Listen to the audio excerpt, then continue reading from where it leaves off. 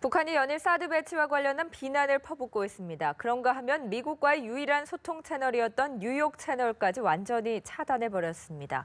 의도가 무엇일까요? 통일연구원 차두현 초청연구위원, 서울대 통일평화연구원 장용석 책임연구원과 함께 자세한 얘기 나눠보겠습니다. 어서 오세요. 네, 안녕하십니까. 북한이 어제는 포병국 명의로 사드 배치 지역을 결정하는 순간부터 물리적 대응을 하겠다라면서 위협을 했는데 이번에는 외무성이 나섰습니다. 외무성 대변인의 성명 들어보신 후에 대담 시작하겠습니다. 미국과 남조선이 제창하고 있는 사드 배비가 우리의 주변 나라들을 직접 겨냥한 것이라는 것은 너무도 자명한 사실이다. 미국과 남선 괴뢰들의 사드 배비 결정에 주변 나라들이 강하게 반발에 나서고 있는 것이 결코 의아하지 않다. 우리는 조선반도를 핵전쟁의 참화성에 밀어놓으려는 미국의 발광적인 책동을 절대로 수수방관하지 않을 것이며 나라와 민족의 자주권과 존엄, 평화를 수호하기 위한 자위적 대응 조치들을 보다 강력하게 취해 나갈 것이다. 네, 들으신 것처럼 북한이 외무성 명의를 통해서 사드가 주변국들을 직접 겨냥한 것이다. 이런 얘기를 했습니다. 주변국이라고 하면 아무래도 중국, 러시아를 떠올릴 수가 있는데 어떤 그렇죠. 의도에서 이런 얘기를 하는 걸까요? 네, 그 사드 배치를 지금 놓고 일부에서 지금 얘기하는 게 이제 이 한반도하고 동아시아의 신냉전 구도가 형성되는 게 아니냐 이런 얘기를 하는데요. 사실 네. 이 표현 조심해야 되는 게 이게 북한이 바라는 바예요. 왜냐하면 그 북한의 입장에서는 지금 그 2월 이후로 대북 제재와 관련해서 지금 북한을 제외한 나머지 모든 국가들이 사실 공조를 취하고 있는 모양새가 되고 있거든요. 이게 이 한미일, 그다음에 북중러 이런 구도로 나눠주면 북한 입장에서 상당히 앞으로 상황 관리하기에 유리해질 수가 있는 거죠. 근데 기본적으로 냉전 구도라는 얘기를 쓸 때는요. 자기 국가 이익이나 선호에 관계없이 무조건 그 전체적인 그 블록이 자기가 속힌 블록의 그 이념에 따라 행동하는 거거든요. 이게 지금 앞으로 만들어질 수도 없는 구조고 그렇기 때문에 제가 이 말은 조심해야 된다는 얘기고요. 네.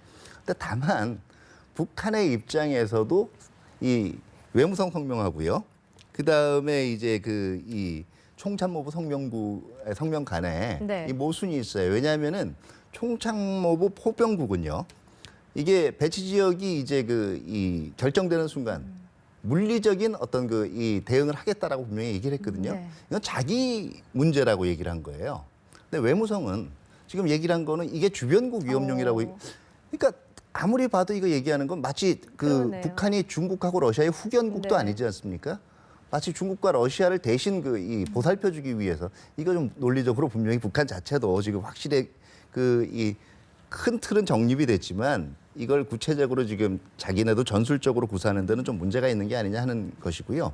중러를 또 거론한 이유는 간단하다고 볼 수가 있어요. 왜냐하면 지금 사실 어떻게 보면 사드 배치 발표의 여간을 보면 북한이 6월 22일에 이제 무수단 6번째 발사한 이후에 결국은 이 사드 배치 공동 발표가 앞서 이제 좀 당겨졌다고 볼 네. 수가 있거든요. 사실은 북한 입장에서는 지금 아무 말도 안 하고 있으면요. 중국하고 러시아가 지금 당장 사드 배치 자체에 대해서 반발하고 있지만 베이징하고 이제 모스크바로부터 상당히 뜨거운 눈총을 받아야 될 또 입장에 놓이게 될 수 있어요. 그러니까 괜히 그 앞에 있는 긴장 조성해가지고 사드 배치가 지금 앞당겨졌다라는 얘기를 들을 수도 있기 때문에 네. 어떤 쪽으로든 이렇게 신냉전적인 구도를 만들어가는 이 전략을 쓸 수밖에 없고 그런 측면에서 지금 이 외무성 성명이 나온 걸로 생각이 됩니다. 네, 그런 북한의 의도에 말려 들어가지 않아야 할 텐데 주변국들의 상황을 좀 보면요, 차 박사님, 그 남중국해 영유권 분쟁에 대한 국제 중재 판결이 나왔습니다. 네. 예, 중국이 주장하는 남중국해 구단선의 법적 근거가 없다라는 얘긴데요. 이렇게 되면 뭐 사드로 촉발된 그런 구도에 더 불이 붙게 되는 거 아닌지 우려도 되거든요. 오히려 지금 이 헤이그 이 중재재판소의 판결이 나오면서요. 그 사실 상당히 군사적인 긴장이 이 남중국해에서도 높아진 걸로 얘기가 되고 있지만 오히려 이제 지금 미국 쪽이 그동안 주장하던 그리고 필리핀 쪽이 주장하던 자유항행이라든가 여기에 군사시설물 철수 같은 것이 얘기가 되면서 당분간 미국도 여기서 적극적인 군사적인 기동은 자제할 가능성이 있습니다. 지금 어쨌든 미중이 그 이 기싸움을 하는 정도죠. 네. 실질적으로 군사적으로 어떻게 해보자라고 하는 분위기는 아니기 때문에요. 그러나 전반적인 면에서 중국이 이 사드에 그동안 민감하게 반응해온 것 자체가 사드 자체뿐만이 아니라 남중국해 보다 넓게는 아시아 태평양 지역에서 누가 전략적인 우위를 가질 거냐를 놓고 했던 미국과의 하나의 기싸움의 일환이었기 때문에 당분간 이 문제가 생기게 되면 중국 쪽은 네. 조금 더 사드에 대해서 또 강경한 반응을 보일 수도 있을 겁니다. 그렇다면 이런 상황에서 우리 정부가 어떻게 대응을 해야 됩니까? 네, 지금 원론적으로 지금 사실 이 지역에 중국은 군사용이 아니라고 얘기하는 거거든요. 군사적인 용도로 이 지역에 있는 특정 그 환초 지역이나 이런데 네. 그 고정 가설물을 계속 만들어 나가고 유지하는 행위는 안 해야 된다. 뭐 이런 원론적인 입장은 분명할 거고요. 여기에 대해서 헤이그 중재재판소의 판결을 지지한다든가 이렇게 좀 더 나가는 것만 하지 네. 않으면 원론적인 대응을 하면 될 것 같아요. 제가 보기에는. 네. 최근 상황을 보면은 사드 배치와 관련해서 북한이야 원래 계속해서 사드 배치 문제에 대해서 반대를 해오긴 했지만 중국과 러시아가 강하게 반발하고 있는 점이 눈에 띕니다. 북한은 이에 대해서 계속 편승해서 같이 비난을 하고 있는 것처럼 보이는데 이번 사태를 계기로 어떤 북중 관계에 변화가 있을 수도 있다고 보십니까? 굉장히 주목이 되는 거죠. 네. 뭐 앞에서도 말씀하셨지만 미중 간의 대립 구도가 심화되고 그런 와중에 이제 틈이 벌어지게 되면 북한으로서는 굉장히 유리한 상황들이 만들어지고 특히 이제 중국을 자기 편으로 묶어둘 수 있는 네. 그런 측면에서 이제 굉장히 중요한 또 유리한 인식을 하지 않겠나 싶은 생각을 이제 일차적으로 해보는데 문제는 이제 그런 점에서 보면 북한이 최근에 이제 뭐 조선신보라는 좀 외곽 매체이긴 하지만 저 친북 매체를 통해서 얘기하는 게 미중 간의 갈등이 커지면 중국이 자기들 가치를 더 높게 평가할 거다. 네. 그리고 북한은 자기들은 중국에 편승해서 같이 보조를 맞출 것이다라는 얘기도 공공연히 이제 하고 있는 상황. 뭐 이런 것들이 굉장히 우리로서는 좀 우려되는 상황이 아닌가 싶은 네. 생각을 해보는데 기본적으로 북한은 사드에 대해서는 사실은 자기를 직접 겨냥한 거라고 얘기는 안 하고 있습니다. 물론 총참모부 포병국에서 얘기를 하긴 했지만 대체적으로 지난해부터 외무성이나 이런 데 쭉 나오는 사드와 관련된 얘기들을 보면 특히 노동신문 올해 3월 달에 나왔던 사드는 누구를 겨냥한 것인가라는 보도까지 쭉 보게 되면 중국, 러시아를 겨냥한 것이다.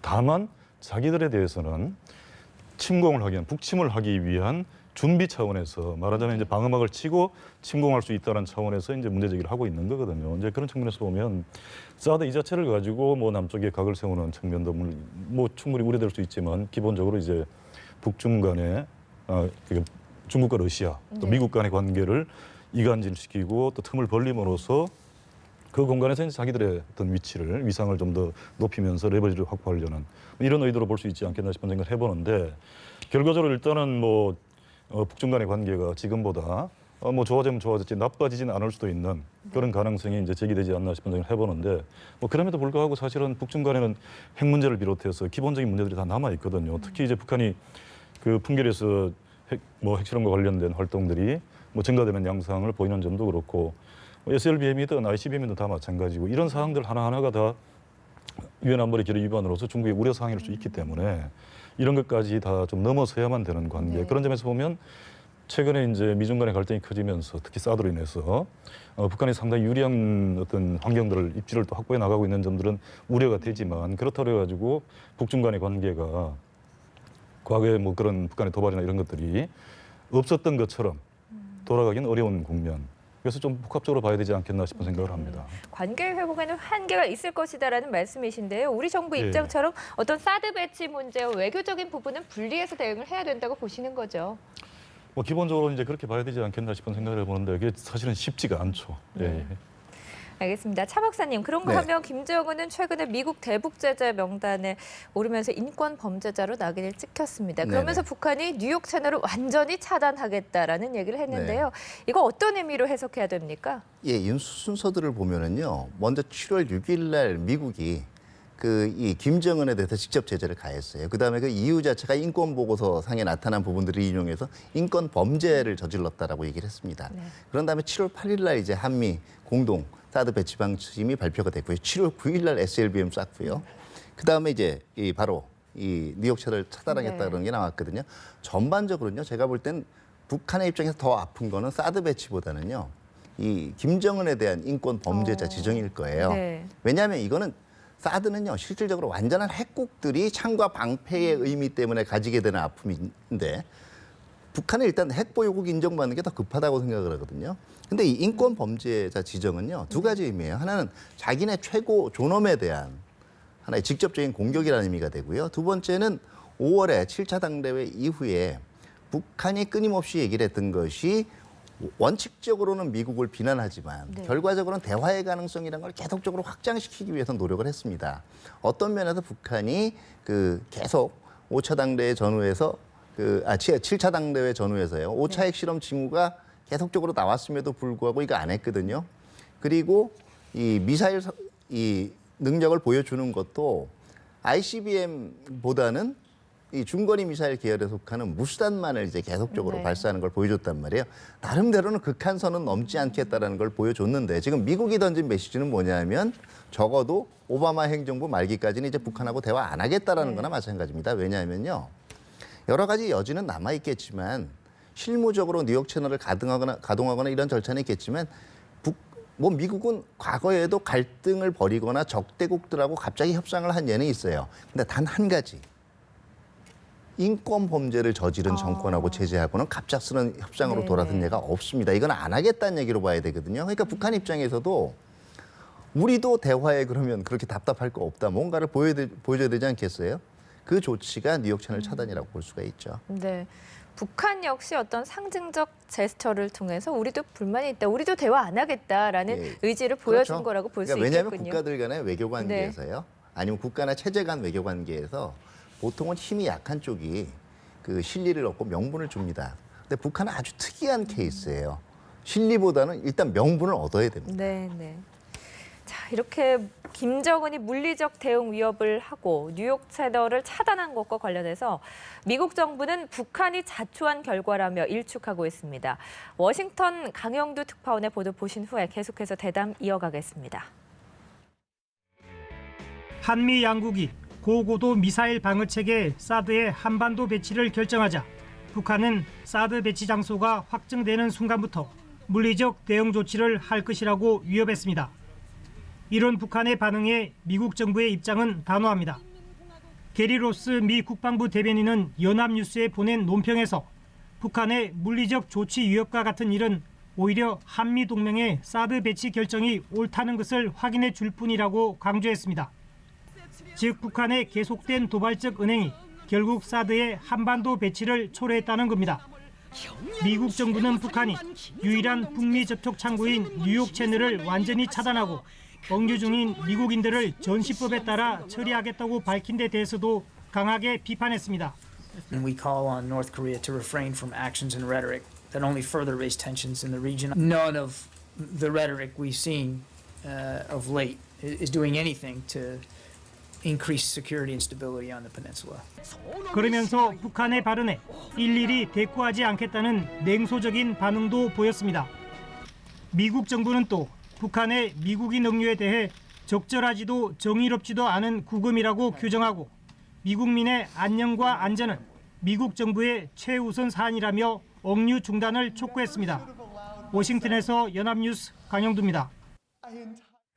네, 방금 들으신 것처럼 북한에는 미국인 2명이 지금 억류돼 그렇습니다. 있습니다. 예. 이들을 전시법에 따라서 처리하겠다, 이렇게 밝혔는데 이들의 운명이 어떻게 될까요? 일단 사실 걱정은 됩니다. 전시법이 실체가 모호하고 전시와 관련된 여러 가지 규정들을 언급하는 것일 수도 있는데 네. 전시 규정에 따라 처리한다고 했을 때 예를 들면 같은 간첩 행위라도 처벌의 수위가 다르고 방식이 다를 수도 있고 그런 점에서 보면 이제 억류돼 있는 2명의 미국인들의 안위나 신변에 대해서 걱정할 수밖에 없는 부분이 있지 않나 싶은 생각을 하고 동시에 이제 사실은 억류돼 있지는 않지만 북한 내에서 지금 여러 가지 이유로 체류하고 있거나 여행하고 있는 미국인들도 네. 사실은 좀 경각심을 가지고 경계를 해야 될 부분이 있지 않나 싶은 생각을 하긴 해봅니다만은 사실은 북한이 이제 전시법을 처음 거론한 게 아니고 2010년도에도 남북 관계를 전시법에 따라 처리하겠다는 얘기를 한 적도 있고 그러면서 그 당시 억류돼 있었던 곰저 씨 같은 경우에도 조금 더 가중 처벌 가능성, 추가 조치 가능성도 시사하기도 했지만 사실은 크게 문제되지 않았던 이런 점들까지 보게 되면 일단은 정치적인 수사적인 위협의 수준, 대외적으로 명분을 가지기 위한 그런 차원에서 일단 이해를 해야 되지 않겠나 싶은 생각을 하고 그럼에도 불구하고 주의할 것은 좀 주의하는 게 필요하지 않겠나 생각을 합니다. 네. 과거 사례를 본다면 좀 수사적인 부분일 수도 있다라는 분석이신데요. 미국이 일단 강경한 입장을 보이고는 있지만 자국민의 안전을 최우선으로 여기고 있는 건데 그렇다면 이들의 정말 안전이 위협을 받을 경우에 미국이 북한과의 대화에 나설 수도 있지 않겠습니까? 근데 모든 국가는 다 자국민의 안전에 대해서 최우선적인 우선순위를 부여해서 네. 국민을 보호하는 뭐 의무를 가지고 있지 않습니까? 그런 점에서 보면 뭐 미국이 지금 얘기하고 있는 것 자체가 또 원론적인 성격일 수도 있겠다 싶은 생각을 해보는데 네. 사실은 미국은 국제적으로 가장 많은 지역의 분쟁에 아마 개입이 돼 있을 겁니다. 그만큼 자국민들이 많이 위험에 노출돼 있고 또 실제로 그런 일들을 많이 또 겪어왔던 그 이라크 전쟁 같은 경우에 대표적인 사례들인데 네. 그렇게 보면 자국민의 안전에 굉장히 신경을 쓸 수도 있지만 다른 한편에서 보면 국민들의 자율적인 판단과 책임을 굉장히 또 중요시하는 측면도 있지 않겠나 생각을 하고 이런 점에서 일단 뭐 억류돼 있는 미국인들에 대한 추가적인 위해가 가해야 된다고 했을 때 나름대로 노력은 기울이겠지만 그것 때문에 보다 큰 여러 가지 이유를 지닌 일들을 뭐 하루아침에 입장을 바꿔가지고 처리하거나 이러지는 않을 것 같다 싶은 생각을 해보고 특히 이제 미국이 정말 두 사람의 안위에 대해서 격정을 했다라고 하면 그걸 최우선적으로 고려했다라고 하면 김정을 제재하는 조치를 취하지 않았을 수도 있지 않겠는가 이런 상황들을 뭐 미국이 전혀 예상하지 못했다고 보기도 어려운 점이니까 그렇게 보면 사실은 이제 그 억류된 자국민들의 안위를 위해 조치를 취할 가능성을 충분히 우리가 네. 지켜볼 수도 있지만 그와 무관하게 김정은 정권에 대한 압박과 제재 이런 것들을 가중시켜 나가면서 안전과 관련된 문제, 네. 안보와 관련된 문제를 우선적으로 처리해 나갈 가능성을 오히려 더 주목을 해야 되지 않겠나 싶습니다. 네.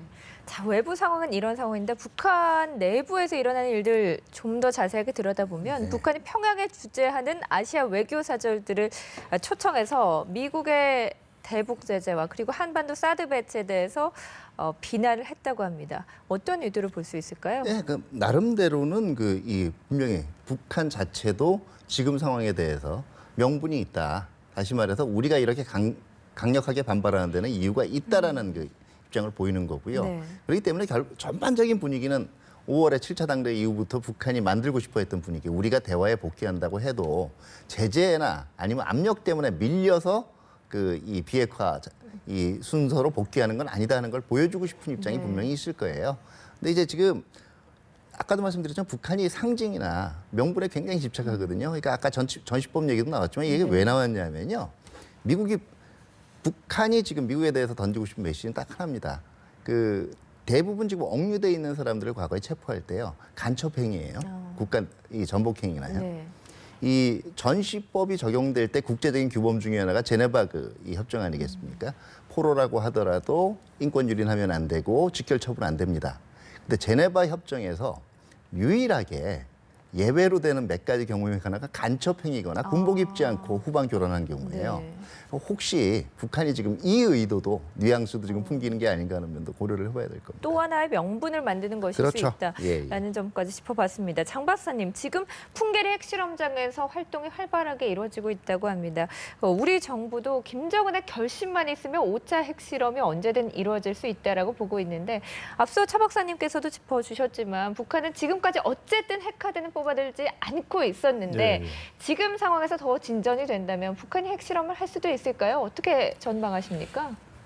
미국의 대북 압박이라는 측면에서 보게 되면 네. 그런 의미에서 미국과의 어떤 갈등 대립 구도로 보게 되면 핵실험을 할 수 있는 충분한 이유가 있지 않겠나 싶은 생각을 하고 특히 이제 김정은을 직접적인 제재 대상으로도 인권을 걸어서 제재를 했기 때문에 북한 입장에서 굉장히 사실은 모욕적이기도 하고 네. 정치적으로 반발할 수밖에 없는 게 아닌가 싶은 생각을 해보는데 요는 이런 것 같습니다. 그래서 핵실험이라는 카드는 또 외교적인 함의가 있는 거니까 그런 점에서 보면 이제 중국과의 관계라든가 최근에 어쨌거나 뭔가 좀 풀어보려는 사실 고립에서 벗어나고자 하는 의도인데 이런 움직임을 보이는 점들이 일단 주목이 되는 점이 하나가 있고 또 하나는 아무리 정치적으로 반발하면서 핵실험을 마음대로 할 수 있다 하더라도 핵실험은 사실 쉬운 건 아닙니다. 그런 점에서 보게 되면 특히 기술적인 측면에서도 추가적인 핵실험을 위한 나름대로의 준비, 수요, 소요 이런 것들이 좀 어느 정도 또 그런 준비가 됐을 때 가능하지 않겠나 싶은 생각을 해보는데 그렇게 보면 정치적으로는 굉장히 사실은 우려스러운 상황이긴 하지만